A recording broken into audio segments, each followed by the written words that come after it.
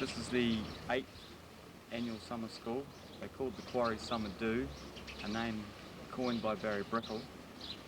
And our aim for every summer school is to provide the best possible tutors with the resources we have available to be able to give students anywhere in New Zealand, and a few come from overseas, the opportunity to learn from people who are full-time professionals in their chosen field of art and craft.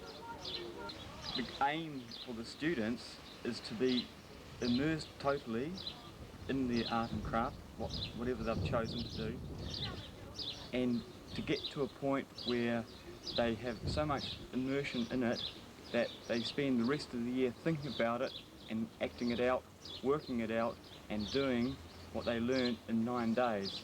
The impact that it has on these students is quite amazing. It's just not sort of...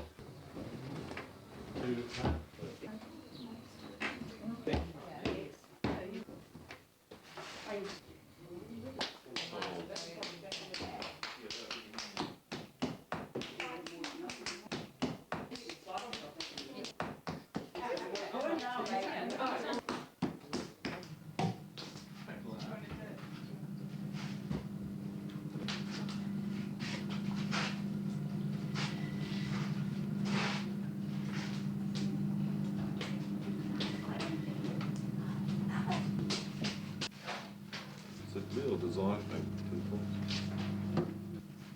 So it's just a cylinder at the moment. Partly formed.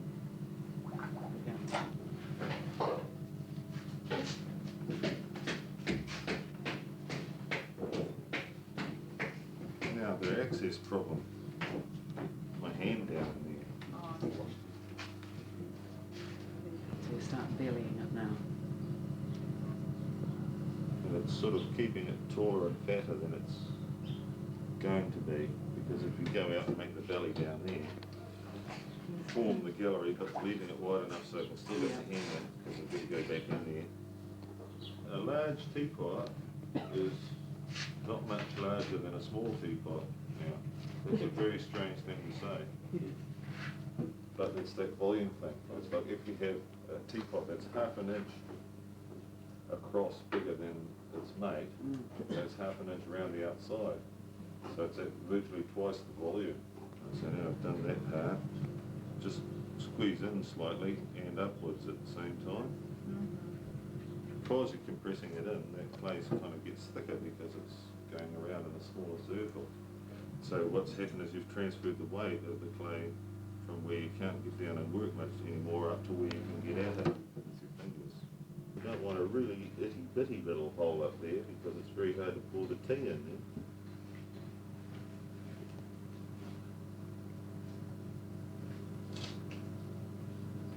And there's a thing you can do here, if your belly's not right, you can get down there with your sponge on a stick.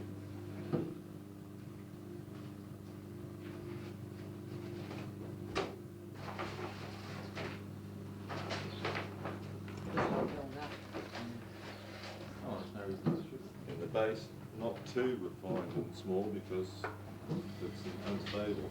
A small base is graceful but unstable.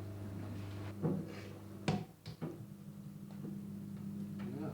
Make the lid, make the pot and the lid together because they'll dry together then. So trap the clay between the underfinger supporting that and your thumb or your finger, whichever way you like to do it. With those boxes I made, there's a knob on either side. You can have a choice, and most people prefer the lid to rise upwards slightly rather than go down like that. But with the teapot, there's a practical reason for that, and that's to keep the centre of gravity down. Yeah, I was just thinking that. But because this is a joint wire, I'll touch it there, let the tension of that go, and just pull it through.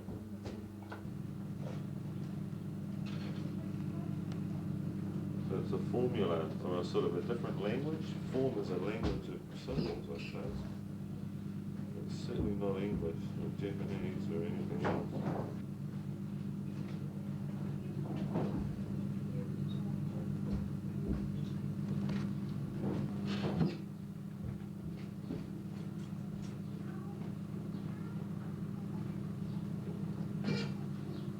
really interesting when there's lots of pots together, is rather than look at the pots, put your eye in the airspace and see the curves, because you get all sorts of form from that, and changing curves and so on.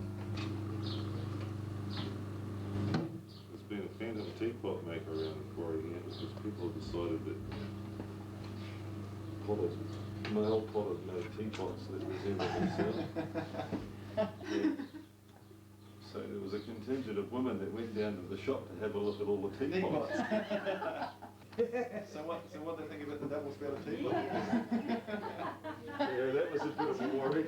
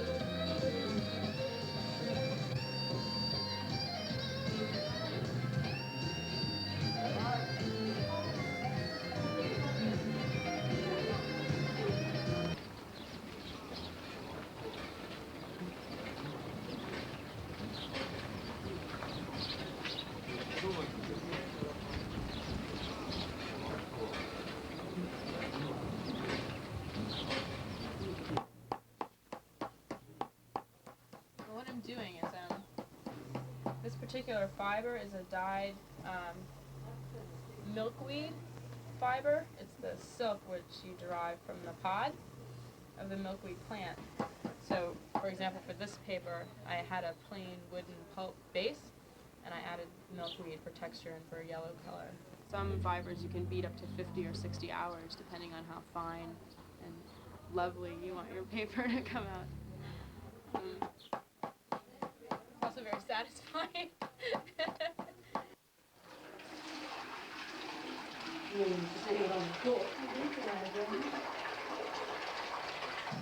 Well, I'm doing that anyway, aren't I?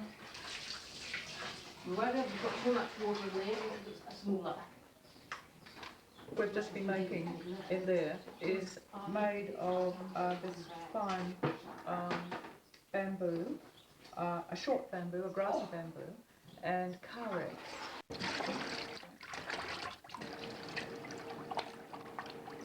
This one is agapanthus, the new growing shoots of the flowers. Good idea.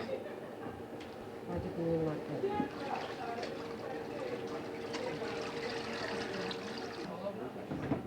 Yeah. What happens, as I say, the conditions here, what happens is, as you see, you get multiple layers. Sometimes it's like this. You ensure that your fibers out. What do you do? Oh, you That one's ginger, and that's ginger and paper pulp.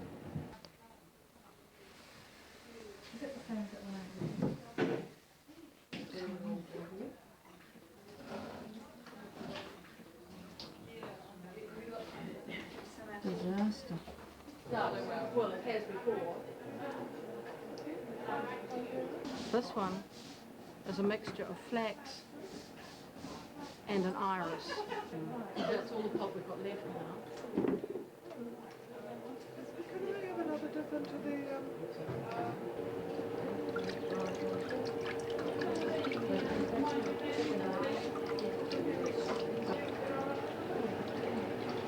And then there are further layers underneath. Sort of driving it before 8.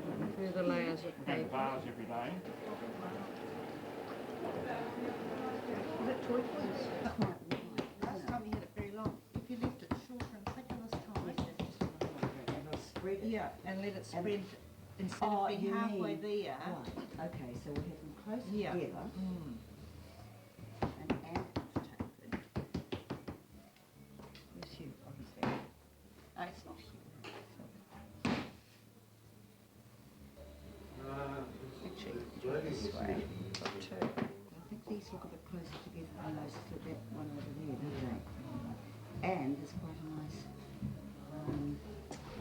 thin, thick this way, which might give a bit of a...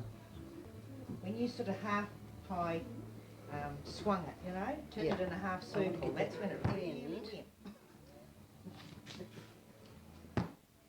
Because we've got to get the curve to get down there. We might actually take that one off. Isn't that beautiful? Look at this edge. Look at this edge. And it just happens. It's one of those things you can't really. Oh, look at this. Okay, we'll take this one off. Is that the... Not the white.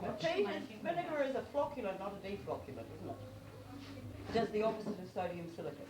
Yes, that's a flocculant. That's it. Together again. Keeps it in suspension too, doesn't it? Certainly does something to the structure of the clay that allows you to join things to it. Yeah. Get away with it. Yes. Yeah.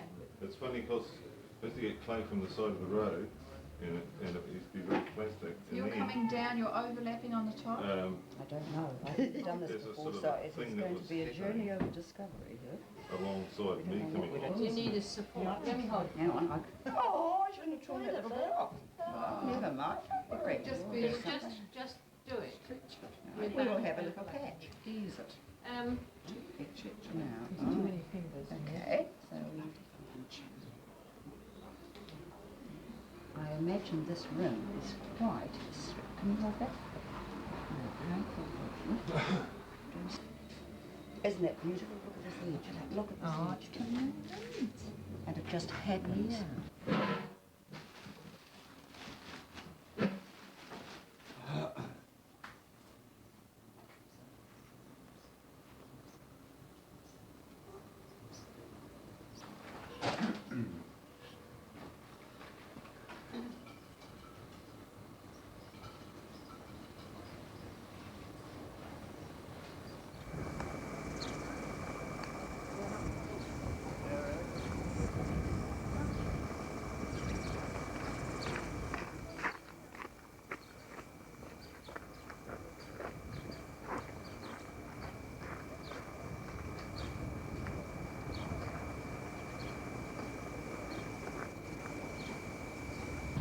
I like that, yeah. I think that really works. It's very nice. But you ought to be able to use it because you've seen it, and yet, you know, that's a giveaway, and but even that part there. And is that, was it already on it, all of that? No. No, you added that? Yeah. It's not kind of like the branch, which is the end of the plant. It's this one, that's the top bit, that's fine. It's a ruler. Oh, that's the ruler. A stretch. What is it? Something that ought to be useful but is not. Yeah. Stretches. I think that's a useful object made useless. Yeah. Or else it's making something look lighter. Yeah. Decide which one that is. That's making something look heavier. Yeah. And something that should be worn. I actually like them in a box together myself, but you mean it to be like that or not? Yeah, I did mean it to be in the box. It's very nice in a box together, like that. Seems to work together somehow. No, this is the useless one. Take an object and make it useless. So that was my watering. Yeah. And now it's useless. I see, yeah. Like kind of putting flower at the end of a gun or something, isn't it? As a symbol of something, yeah. I know. Because that's very willfully made, and the way of making it is as if you were making a proper tool, a primitive tool maybe. Because I mean, when man first made tools, and I think that kind of technique on that's really good. That's why I tried to keep the lashing look around that's here. good. Like an edge. Yeah.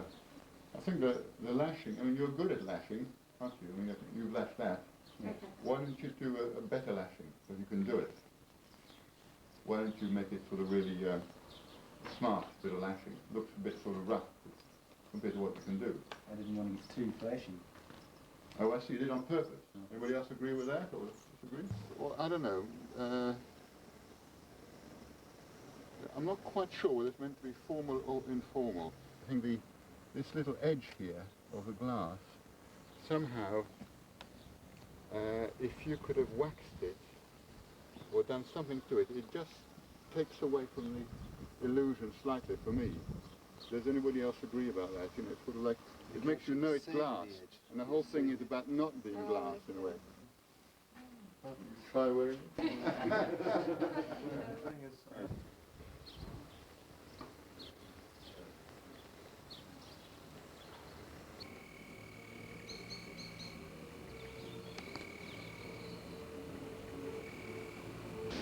This sculpture came out of a project which I set my students, which was make a sculpture in a place in a way which is called, in modern terms, we say site-specific.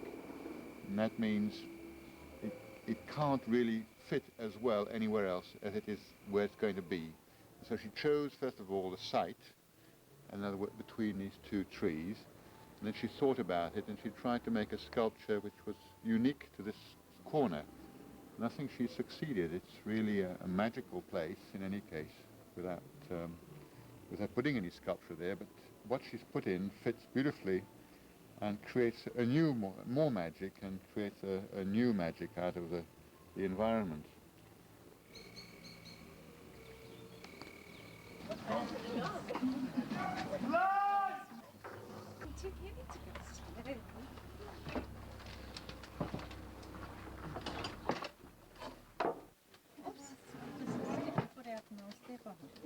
Space what? I'm listening at that. I'll get it. What is it? Is that me? Yes. It's just wonderful. Sit down and have the sun put it out.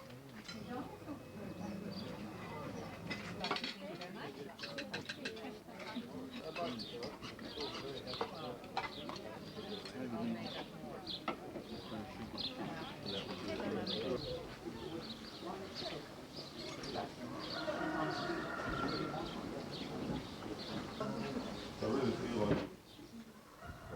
was standing there.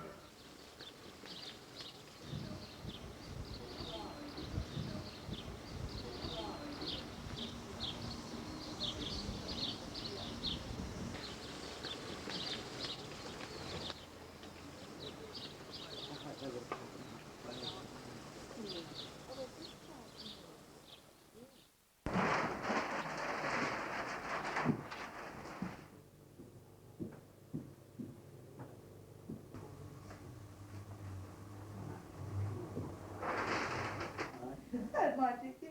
Not that your kids stand there and watch it play out.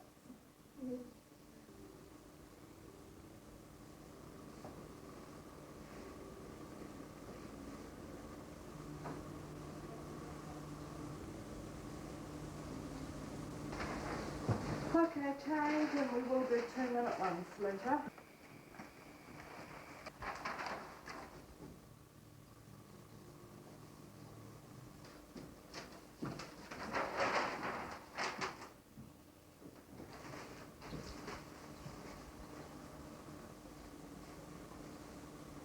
Right.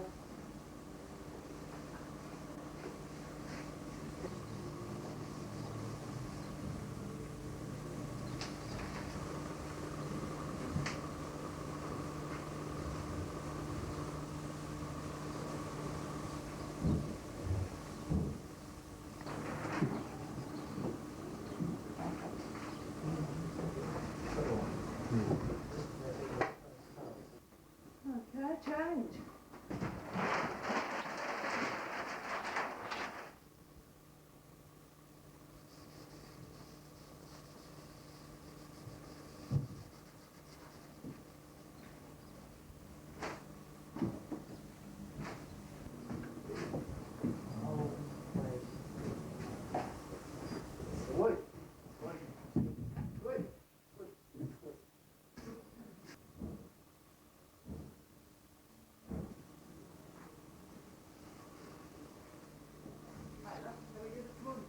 Okay, change.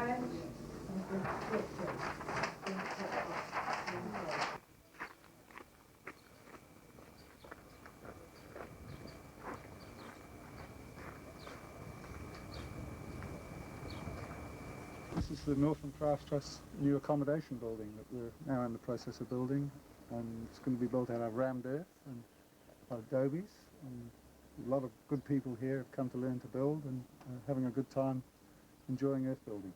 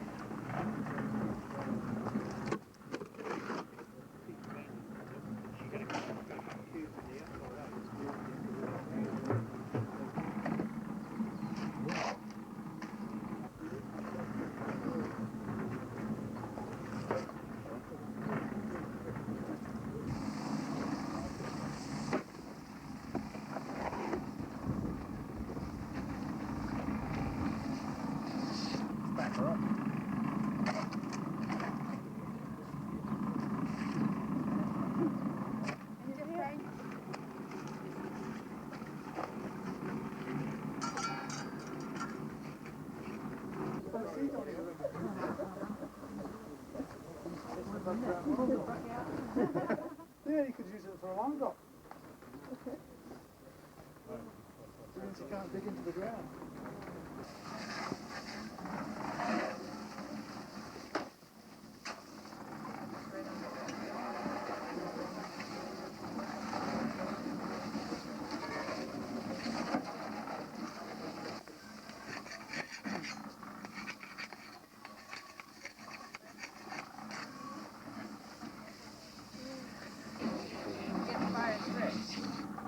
They're more durable, I'd say, probably. So a lot more durable. I wish. I love what you got to.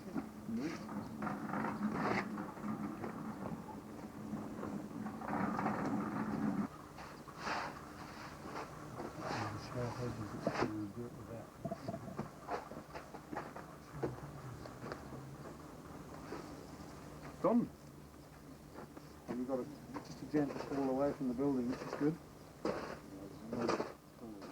Here we can't go any lower. We should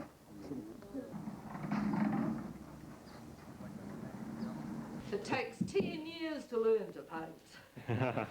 It's true, it's true. It takes 10 years to learn to paint. Painting comes from the heart and soul. It comes from a passion for paint.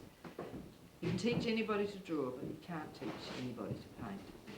Hopefully what you can do is inspire people, or just jog them along a little bit if they've got blocked in something. And usually if they're mature people, they already have a character in life, and you don't want to alter theirs. You want them to try and express their own character in life, rather than imposing this one view of everything on them. As I say, in the end, you can't really teach anybody to paint. After 10 years painting, they ought to know how to paint. They've practiced lots.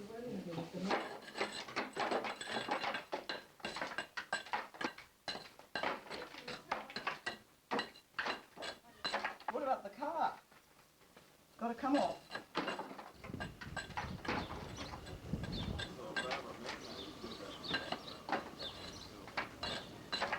Mix your own clay mix.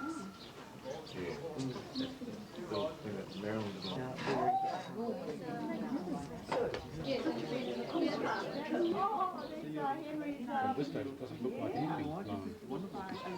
No, Well, people who were firing earlier on who listened to yesterday records.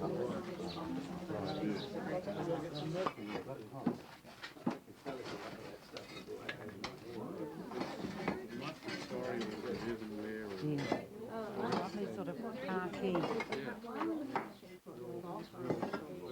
Yeah, it is.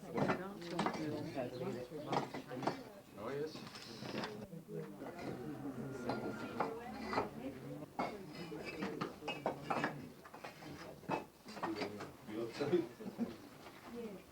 It looked like a wind exchange, didn't it?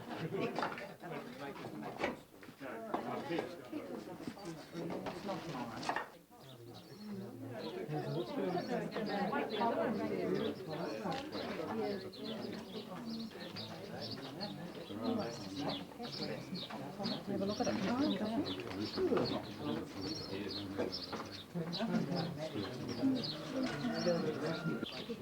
Students of fire and clay, which we all are. This is the 1994 quarry wood firing.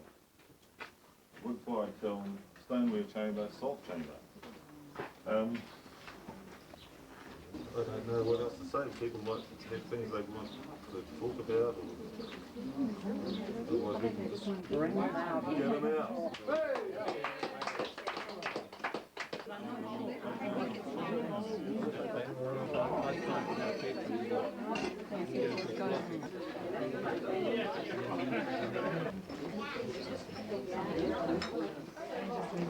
That's that racking plan, isn't it?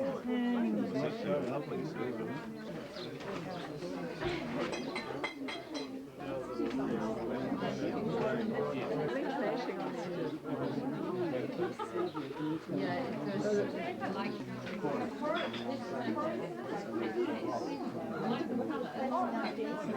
Right down the bottom, but even so, it's really sort of... Yeah.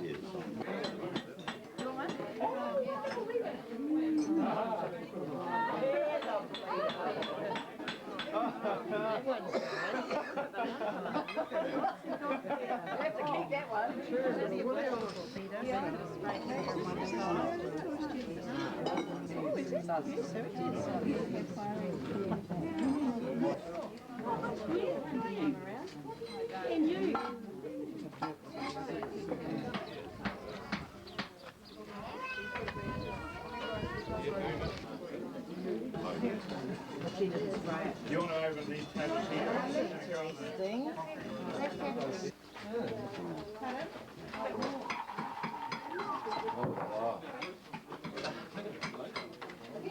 Okay?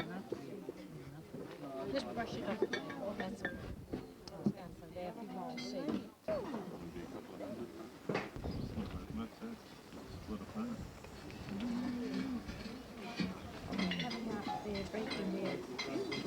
I have no experience of another place quite like this.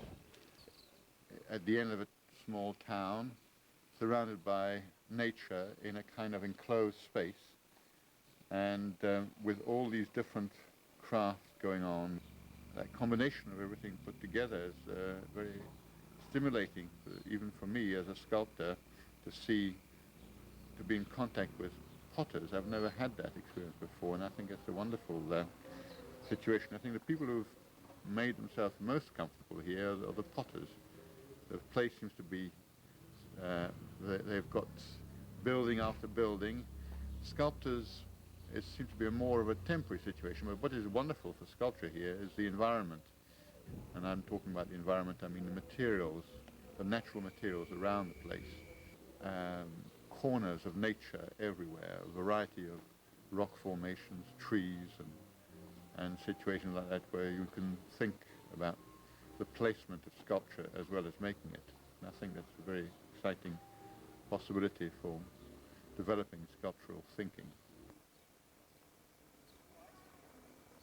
Everyone's very quietly dedicated to working. It hasn't been a big party type atmosphere, but everyone's taking care of the quarry, and I don't know, people seem to be getting more and more serious about wanting to learn, and so they've been working hard on their tutors. The tutors have been coming up with the goods.